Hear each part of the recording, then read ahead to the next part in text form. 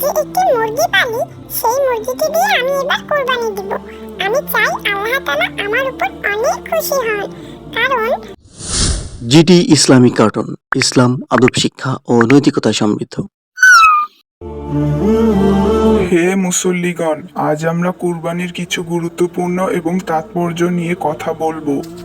মহান আল্লাহ তাআলা কুরআনে বলেছেন, সূরা হজে বলা হয়েছে, তাদের গোশত এবং রক্ত কোনো কিছুই আল্লাহর কাছে পৌঁছায় না, পৌঁছায় তাকওয়া। কুরবানি শুধুই পশু জবাই করার মধ্যে নয়, এটি একটি আল্লাহর পরীক্ষা, ত্যাগের এক অনন্য নিদর্শন। আর তোমরা জেনে রাখো, নিজের সব থেকে পছন্দের জিনিসকে কোরবানি দেওয়াই আল্লাহ সব থেকে বেশি পছন্দ করেন। মা, আমি চাই এবার কোরবানিতে আমিও কোরবানি দেব।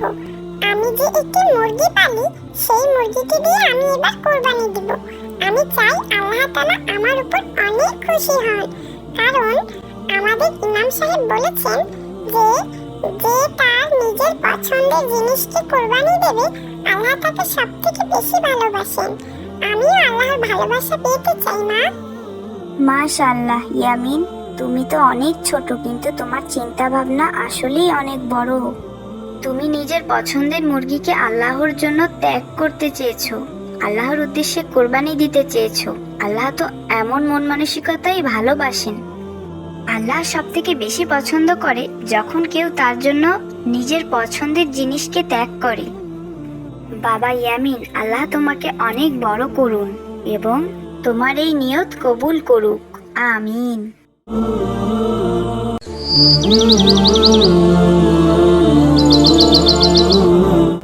এখন আসি, তবে দোয়া করো মা। কোথায় যাচ্ছ ভাইয়া তুমি? ইয়ামিন, আজ আমরা কোরবানির পশু কিনতে যাব। জানো কি কোরবানি আমাদের জন্য কত বড় একটি আমল? হ্যাঁ ভাই, শুনেছি কোরবানি ত্যাগের একটি বড় উদাহরণ। কিন্তু কিভাবে এটা কাজ করে? আলী ভাই, ওই গরুটি দেখো তো।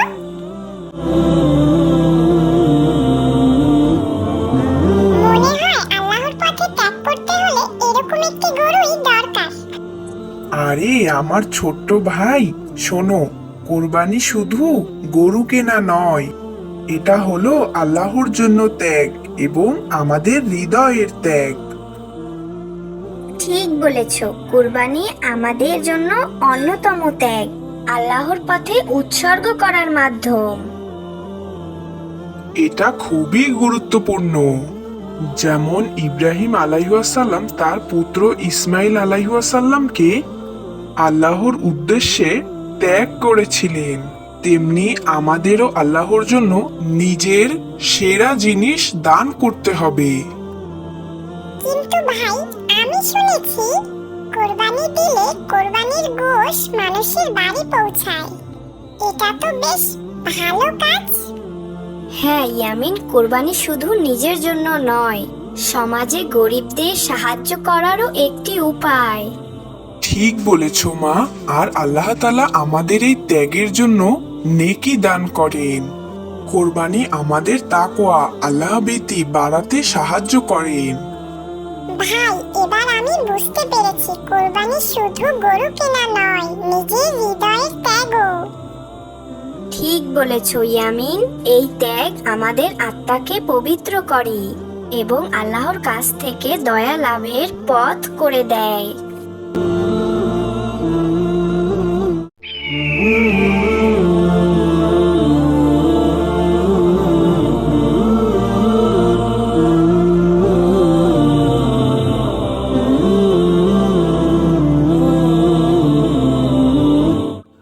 দেখতে দেখতে আমরা প্রায় এই গ্রামেরও শেষ মাথায় চলে এসেছি, আলহামদুলিল্লাহ।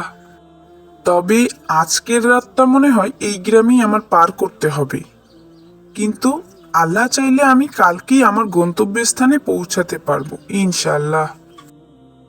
এই শেষ বিকেলেই একটি নিরিবিলি স্থানে উটটিকে বেঁধে রেখে যদি আশ্রয় নিতে পারতাম, তাহলে কাল খুব ভোরেই ঘুম থেকে উঠে আমি রওনা দিতে পারতাম।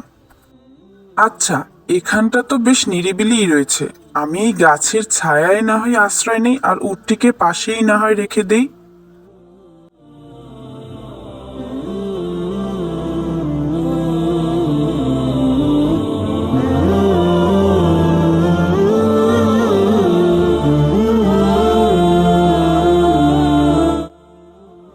আল্লাহ, এ আমার কি সর্বনাশ হলো?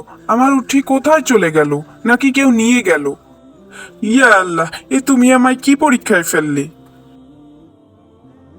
না, আমি আমার আল্লাহকে ভুলে যেতে পারি না। তিনি যদি চান তাহলে আমি আমার উটকে অবশ্যই ফিরে পাবো। হে আল্লাহ, আমি আমার সাধ্যমতো চেষ্টা করছি। তুমি যদি চাও তাহলে অবশ্যই আমি আমার উটকে ফিরে পেতে পারি। এখন সবই তোমার হাতে। আমি শুধুমাত্র তোমারই ভরসায় রয়েছি।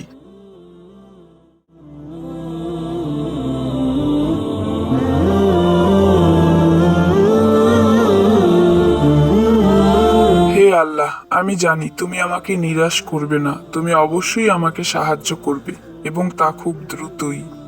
এটা আমার বিশ্বাস। আরে, এই তো আমার উট। আলহামদুলিল্লাহ। ইয়া আল্লাহ, তোমার কাছে কি বলে আমি শুকরিয়া আদায় করব? আরে ভাই, এটি তোমার উট? আমি এই উটটি অনেক দূরে ঘুরে বেড়াতে দেখলাম। আমার মনে হলো এটা কারো উট হারিয়ে গিয়েছে, তাই সাথে নিয়ে ঘুরছিলাম। যদি কারো দেখা পাই তো ভালোই হলো। তোমার দেখা আমি পেয়ে গেলাম ভাই। আল্লাহর কাছে অশেষ শুকরিয়া। আল্লাহ তোমাকে এর উত্তম প্রতিদান দিন ভাই। তোমাকে অনেক অনেক শুকরিয়া ভাই। আল্লাহ, তুমি কতই না দয়ালু। তুমি কখনোই কাউকে নিরাশ করো না যদি কেউ তোমার উপর ভরসা করে। যে আল্লাহর উপর ভরসা করে তার জন্য আল্লাহই যথেষ্ট। তুমি আবারও তা প্রমাণ করে দিলে আল্লাহ।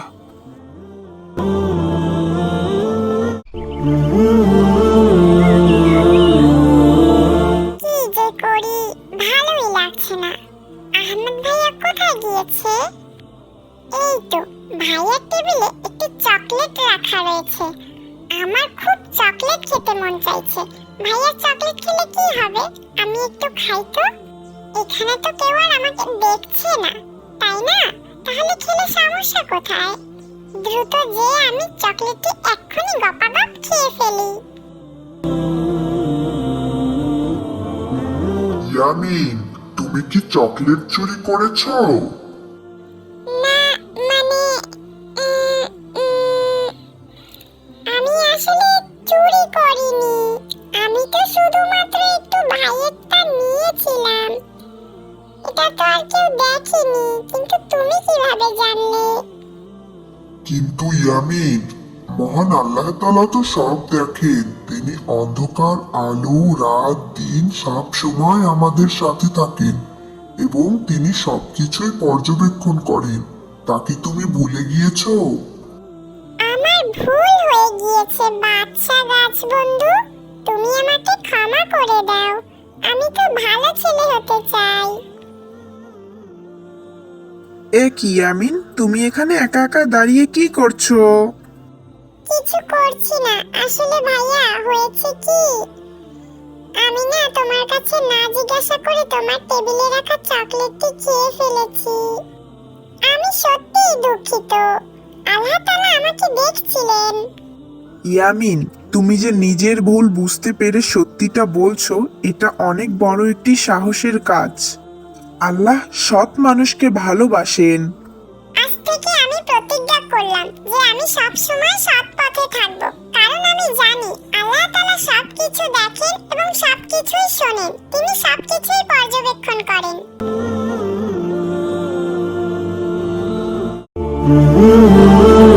আরে আরে, কই গেলি রে? কই গেলি রে হতচ্ছাড়া? এখনো তুই জঙ্গলে যাচ্ছিস না? কাঠ কেটে আনবি কখন আর বাজারে তা বিক্রি করতে যাবি কখন? হ্যাঁ, লাট সাহেব যেন কোন জায়গার? মা তো মরে গিয়ে বেঁচে গেছে, যত জ্বালা সব আমার। এই তো আসছি মা। পুকুর ঘাটে জামা কাপড় ধুতে দেরি হয়ে গেল। এক্ষুনি যাচ্ছি মা। আবার মুখে মুখে কথা বলা হচ্ছে। দিন দিন যেন সাহস বেড়েই চলছে।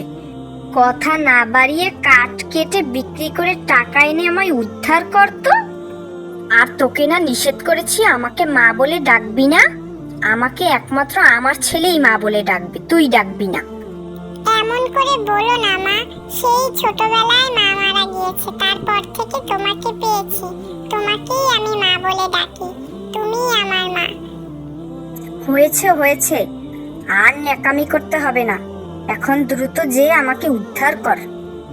মা, বলছিলাম কি কিছু খেতে দেবে, অনেক খিদে লেগেছে। সেই সকালবেলা উঠেছি, এখন পর্যন্ত কিচ্ছুটি খাইনি।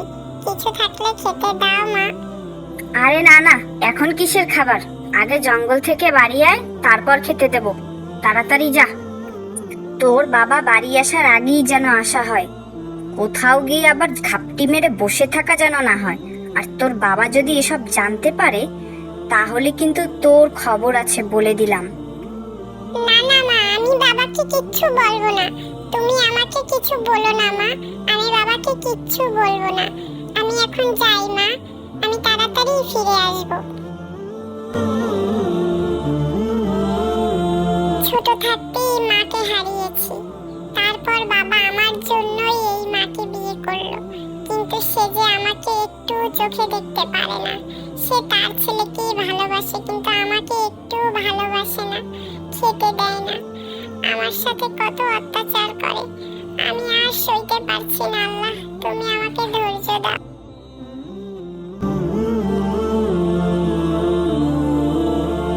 ও ভাই, তুমি কোথায় যাচ্ছ ভাই? একটু এদিকে আসো না। কে যেন ডাকলো, মনে হলো না। এই যে ভাই, আমি এদিকে ভাই, একটু আসো না ভাই। আরে তুমি তো একটি গাছ, গাছ হয়ে তুমি কিভাবে কথা বলছো? আমি তোমাকে সব পরে বলছি, তুমি আগে আমায় একটু পানি খাওয়াতে পারো বন্ধু? নিশ্চয়ই, কেন নয়। তুমি একটু অপেক্ষা করো বন্ধু, আমি এক্ষুনি আসছি তোমার জন্য পানি নিয়ে।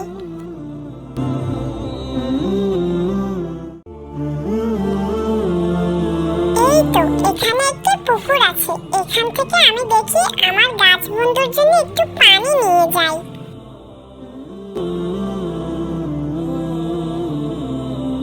তোমাকে অনেক অনেক ধন্যবাদ। তোমার নাম কি বন্ধু? আমার নাম বিনিয়ামিন। বন্ধু, আজকে আর কোনো কথা নয়, আমার এক্ষুনি যেতে হবে, আমার অনেক দেরি হয়ে গিয়েছে। ও, তুমি সেই বিনিয়ামিন। তোমাকে তো আমি চিনি, তোমার সব কথা আমি জানি। কি বলছো বন্ধু, তুমি আমার সব কথা কিভাবে জানো? প্রকৃতি বন্ধু, প্রকৃতি তোমার সব কষ্টের কথা জানে, আর আমিও তো প্রকৃতিরই একজন। আজকে পানির তৃষ্ণার কারণে তোমার সাথে আমার দেখা এবং কথা হয়ে গেল বন্ধু। তুমি আসলেই অনেক ভালো একজন মানুষ, কিন্তু তোমার সৎমা তোমাকে অনেক অত্যাচার করে, আমি তা জানি বন্ধু। তুমি কিচ্ছু চিন্তা করো না বন্ধু, মহান আল্লাহ তাআলা একদিন সব ঠিক করে দেবেন, ইনশাআল্লাহ। তাই যেন হয় বন্ধু, তুমি আমার জন্য দোয়া করো।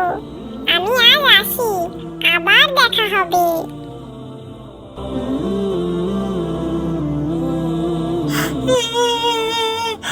সাপ তো আমাকে এক্ষুনি খেয়ে ফেলবে, কি হবে আমার এখন? কে বাঁচাবে আমাকে?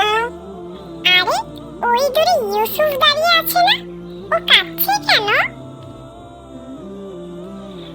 আরে আরে ইউসুফ, তুমি ভয় পেও না, আমি চলে এসেছি, চুপচাপ দাঁড়িয়ে থাকো। আউযু বিল্লাহি মিনাশ শাইতানির রাজিম, বিসমিল্লাহির রহমানির রহিম।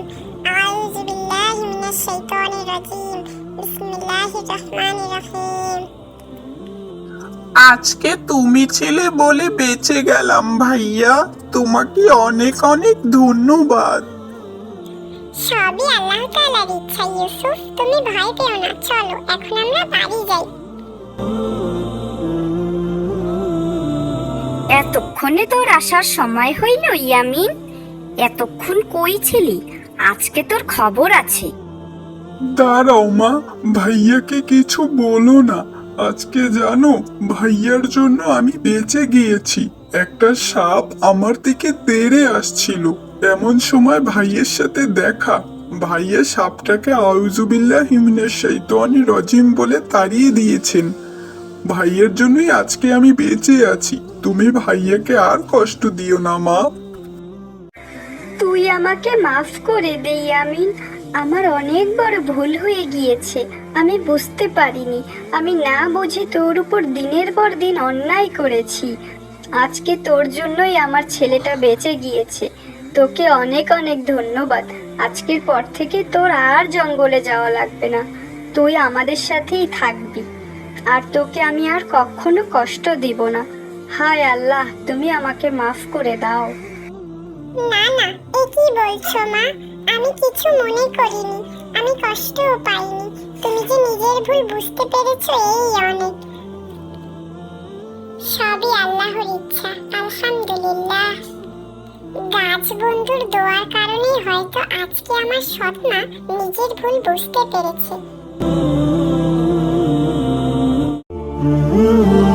আলিপুর গ্রামে বাস করত সমেত ব্যাপারী নামে এক মুদি দোকানি। গ্রামে এক নামেই তাকে সবাই ধনী ব্যক্তি নামেই চিনে থাকে। অল্প মূল্যে পণ্য কিনে তা চড়া দামে বিক্রি করত সমেত ব্যাপারী। গ্রামে একটাই দোকান থাকার কারণে লোকজন তার কাছে যেতেই বাধ্য ছিল। কিছুই করার ছিল না গরিব মানুষদের। চড়া দামেই তার কাছ থেকে পণ্য কিনতে হতো। বাবা, আমাকে 1 কেজি চাল দিবে? হ, দিমু না কেন? টাকা দিলে অবশ্যই দিমু। 100 টাকা দাও, 1 কেজি চাল অহনি দিতাছি। কি বলো বাবা? 1 কেজি চালের দাম 100 টাকা? এত টাকা আমি কই থেকে দিমু? 1 কেজি চাল তো মাত্র 50 টাকা। আমি এই গ্রামে নতুন বাবা, আমি অনেক গরিব মানুষ। দাও না আমাকে 1 কেজি চাল 50 টাকায়। আরে না না, কি কও? তোমার মাথাটা তো ঠিক আছে নাকি? 1 কেজি চাইলে আমি 50 টাকায় বিক্রি করলে আমার লাভ থাকবো নি? দূর হও তো এখান থেকে, আমার সামনে থেকে যাও তো।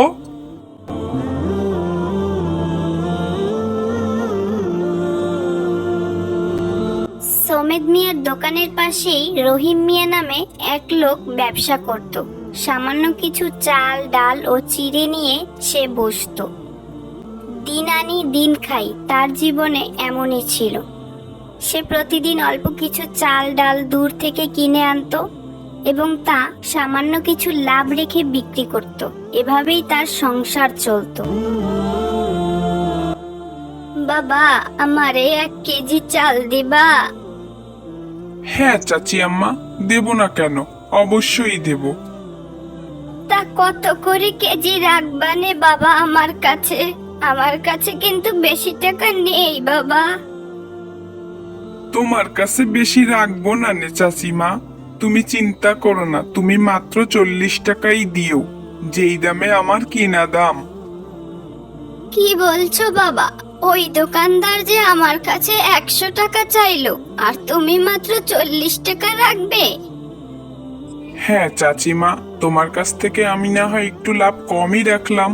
সবসময় যে বেশি লাভ রাখতে হবে এমন কোনো কথা নেই। মাঝে মাঝে অল্প কিছু লাভের মধ্যে অনেক স্বস্তি শান্তি খুঁজে পাওয়া যায়। তুমি আমার জন্য শুধু একটু দোয়া করবে, তাহলেই আমার হবে। মহান আল্লাহ তাআলা ব্যবসাকে হালাল করেছেন। আমি কেন মানুষকে ঠকিয়ে এত টাকা বেশি নেব বলো তো? আসসালামু আলাইকুম। রাইসা, তোমরা এখানে কি করছো? ওয়ালাইকুম আসসালাম। কি করছি তুই দেখতে পাচ্ছিস না? আমি ওর সাথে কথা বলছি। তুই আমাদের মাঝে আসলি কেন? একটা ফকিন্নি কোথাকার। এভাবে বলতে নেই রাইসা, আমরা তো সবাই মানুষ, তাহলে কেন আমরা ভেদাভেদ করি বলো তো? সবাইকেই আমাদের মিলেমিশে থাকা উচিত। না, আমি ওর সাথে মিশবো না। ওর বাবা একটা গরিব, আমার বাবা কত ধনী লোক। এক নামে সবাই তাকে ধনী ব্যক্তি নামে চেনে, আর ও একটা ফকিন্নি। ওর সাথে আমি মিশবো না। তুমি মিশলে মিশো। থাকো রাইসা আর ইয়ামিন, আমি চলে যাচ্ছি। তুমি কিছু মনে করো না হুমায়রা, ওর হয়ে আমি তোমার কাছে ক্ষমা চাইছি। না না, তুমি কেন ক্ষমা চাইবে? দোষ তো আমারই। আসলেই আমার বাবা তো গরিব, আমিও গরিব।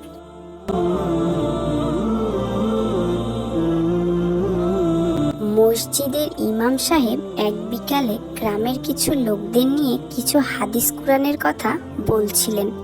এমন সময়ই সোমেদ ব্যাপারীও সেখানে হাজির হন। শোনো আল্লাহর বান্দারা, তোমরা সবসময় সৎ পথে থাকার চেষ্টা করবে, যাতে করে আল্লাহ তোমাদেরকে জান্নাত দান করেন। যে যেই পথেই রিজিকের সন্ধান করো না কেন, সবসময় যেন তা সৎ পথে হয়। মানুষকে ঠকিয়ে যেন তোমরা এক বিন্দু পরিমাণও লাভ না করো, এতে করে আল্লাহ তোমাদের উপর সন্তুষ্ট থাকবেন। আর আল্লাহ তাআলা ব্যবসাকে হালাল করেছেন, তোমরা কখনোই তা অতিরিক্ত লাভ গ্রহণ করে হারামে পরিণত করবে না। এটা আমাদের মহান আল্লাহ তাআলা ও আমাদের প্রিয় নবী হযরত মুহাম্মদ সাল্লাল্লাহু আলাইহি ওয়াসাল্লামের কথা। যদি কেউ কখনো ভুলেও করে থাকো, অবশ্যই তা মহান আল্লাহর কাছে ক্ষমা চাইবে। আল্লাহ বড়ই ক্ষমাশীল। হায় আল্লাহ, এ আমি কি শুনছি? তুমি আমারে মাফ কইরা দাও। আমি কত বড় ভুলের ও পাপের মধ্যে ছিলাম। না জেনে বুঝে আমি কত মানুষকে ঠকিয়েছি। হায় আল্লাহ, আমি আর কোনোদিনও এমন পাপের কাজ করব না। মানুষকে ঠকিয়ে 1 টাকাও আমি ইনকাম করব না। আমাদের গ্রামের ওই রহিম মিয়ার মতো হালাল পথে আমি অল্প টাকা রোজগার করব। আল্লাহ, তুমি আমাকে মাফ করো।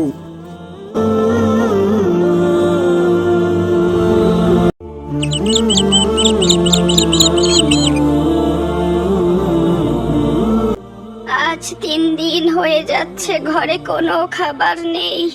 সেই কোন রাতে ঝড়ের মধ্যে আমার ছেলেটা গেল মরে। আজ আমি বৃদ্ধ বয়সে, কি কষ্ট আমার। ছেলেটা আজ বেঁচে থাকলে এমন মানুষের দরজায় দরজায় ঘুরতে হতো না। বৃদ্ধ বয়স দেখে কেউ কাজও দিতে চায় না আমায়। বাহিরে বের হয়ে দেখি যদি কেউ কোনো খাবার দিয়ে সাহায্য করে আমায়। আসসালামু আলাইকুম রাইসা, কেমন আছো তুমি? ওয়ালাইকুম আসসালাম হুমায়রা, আলহামদুলিল্লাহ আমি ভালো আছি। তুমি কেমন আছো? আমিও আলহামদুলিল্লাহ ভালো আছি রাইসা। এখানে দাঁড়িয়ে কি করছো তুমি? তুমি তো জানোই হুমায়রা, আমার বাবা একজন মস্ত বড় ধনী ব্যবসায়ী। এক কাপড় বেশি দিন পরা আমার বাবা পছন্দ করেন না, তাই একটু মার্কেটে যাচ্ছি। তা তুমি কোথায় যাচ্ছ হুমায়রা?